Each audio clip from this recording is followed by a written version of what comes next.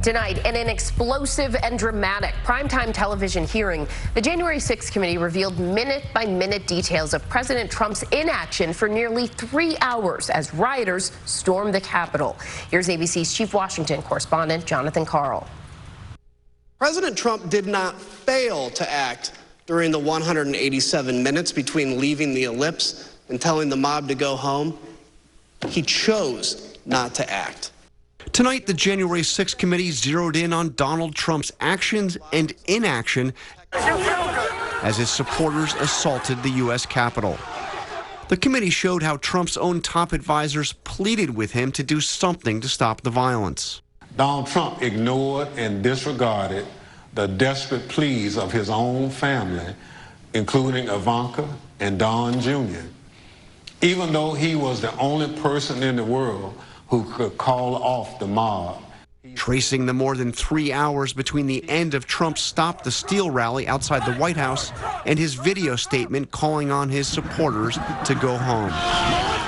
They broke down minute by minute what happened as the Capitol was under assault, and Trump did nothing to stop it. Committee showed evidence that as the violence unfolded, Trump didn't call the Pentagon. He didn't call the Justice Department. He didn't call any agency that could help restore order. Are you aware of any phone call by the President of the United States to the Attorney General of the United States that day? No. Are you aware of any phone call by the President of the United States to the Secretary of Homeland Security that day? I'm not aware of that, no. But he did make calls to Republican senators, and he called twice Rudy Giuliani, the lawyer leading his effort to overturn the election. One of tonight's key witnesses, Trump's former Deputy National Security Advisor, Matt Pottinger, who resigned following the tweet that Trump sent out while the riot was still underway, attacking Mike Pence for not having courage. I was disturbed and worried to see that the president was attacking Vice President Pence for doing his constitutional duty. Also testifying, Sarah Matthews, who served as White House Deputy Press Secretary. She, too, resigned on January 6th. I think that in that moment, for him to tweet out the message about Mike Pence, it was him pouring gasoline on the fire and making it much worse. And heard for the first time chilling radio traffic of Vice President Pence's Secret Service detail describing the rioters in the Capitol and closing in. If we're moving, we need to move now. If we lose any more time, we may lose the ability to leave. So if we're going to leave, we need to do it now. The committee presented interviews with Trump White House officials showing that Trump was fully aware of the insurrection as it was unfolding, but refused to take action to stop it. Was the president in that private dining room the whole time that the attack on the Capitol was going on? To the best of my recollection, he was always in the dining room. Over and over again, Trump White House counsel Pat Cipollone urged the president to make a statement. I think I was pretty clear there needed to be an immediate and forceful response statement, public statement that people need to leave the Capitol now. Trump eventually did record the short video, which he shared on his Twitter feed. He refused to tell the mob to leave until 4:17, when he tweeted out a video statement filmed in the Rose Garden, ending with this. So go home. We love you. You're very special. You've seen what happens. You see the way others are treated that are so bad and so evil. I know how you feel. But go home and go home in peace. But outtakes from the videotaped message he recorded the next day revealed even then he didn't want to admit defeat. But this election is now over. Congress has certified the results. I don't want to say the election's over. I just want to say Congress has certified the results without saying the election's over, okay? As this series of public hearings comes to a close, the committee made it clear this isn't over yet. We will reconvene in September to continue laying out our findings to the American people. Our thanks to John Karl. And joining us now, January 6th House Committee member Jamie Raskin, Yvette Simpson, CEO of Democracy for America, and former Republican Congresswoman Barbara Comstock. Thank you all so much for being with us tonight. Congressman Raskin, I want to start with you. What do you think tonight's hearing did for Donald Trump's legal exposure? He had the intent to overthrow the presidential election, to block the transfer of power in the counting of electoral college votes, and was attempting to throw the whole election into the House of Representatives for a so-called contingent election. That seems clear, but I think specifically what it did was it